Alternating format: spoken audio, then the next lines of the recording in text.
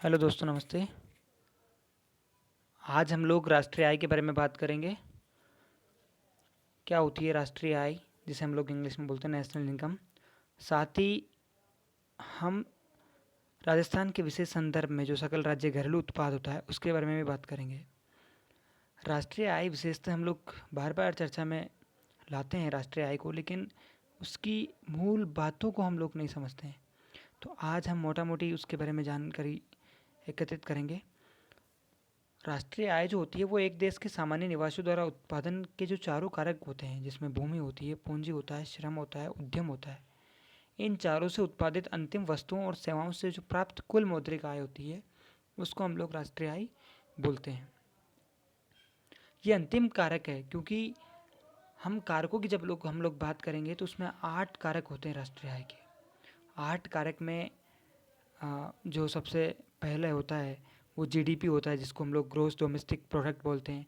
इसमें प्रत्येक के 2 भाग होते हैं। इसमें एक कारक लागत पर होता है, दूसरा बाजार कीमत पर होता है। कारक लागत को हम लोग फैक्टर कॉस्ट पे बताते हैं, दूसरा बाजार कीमत पर होता है, उसको हम लोग मार्केट प्राइस पे बताते हैं।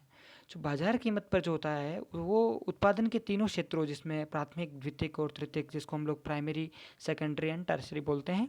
दूसरा जो फैक्टर कॉस्ट जो होती है इनकम, वो फैक्टर कॉस्ट जो इनकम होती है उत्पादन के चारों कारक, जिसमें भूमि, पूंजी, श्रम और उद्यम जो होता है उसके बेस पे निकाला जाता है।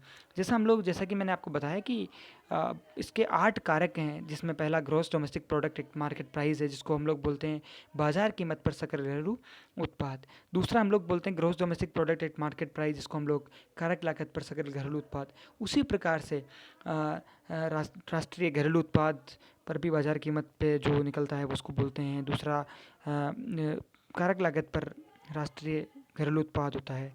साथ में जीएनपी, जिसको हम लोग बोलते हैं सकल राष्ट्रीय उत्पाद, जो बाजार कीमत पर निकाला जाता है। वापस कारक लागत पर जो सकल राष्ट्रीय उत्पाद होता है। फिर शुद्ध राष्ट्रीय आय जो होती है वो मार्केट प्राइस पर निकाली जाती है। फिर अंतिम जो होता है वो कारक लागत पर शुद्ध राष्ट्रीय उत्पाद जो होता है वही राष्ट्रीय इनकम होती है। उसी को हम लोग नेशनल इनकम बोलते हैं।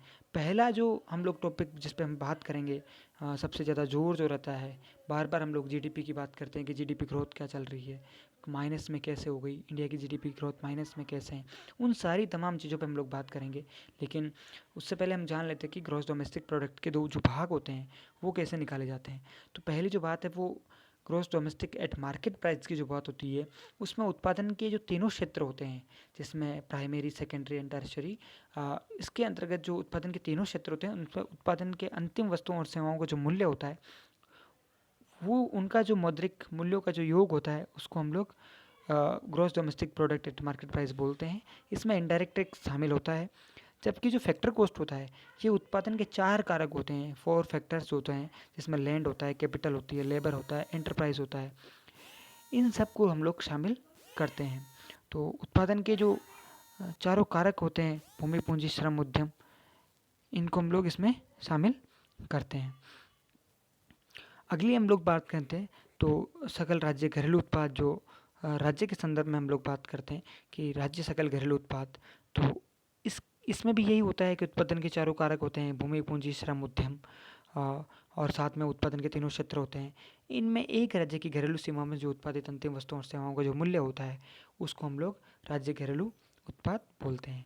तो वर्तमान में जो राजस्थान की जीडीपी है वो 9.58 लाख करोड़ है। साथ में जो जीडीपी रैंक जो है, जो एसजीडीपी की जो रैंक लगती है पूरे इंडिया में जितने भी स्टेट्स हैं उनमें 7th रैंक राजस्थान की आती है।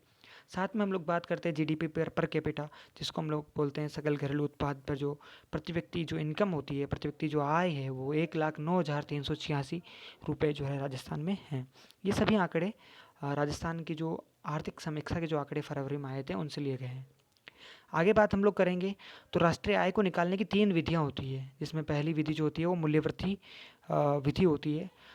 उसको कैसे निकालेंगे वो अगले वीडियो में हम लोग बात करेंगे। दूसरी विधि जो होती है वो आय विधि होती है, और तीसरी विधि जो होती है वो एक्सपेंडिचर मेथड, जिसको हम लोग बोलते हैं व्यय विधि।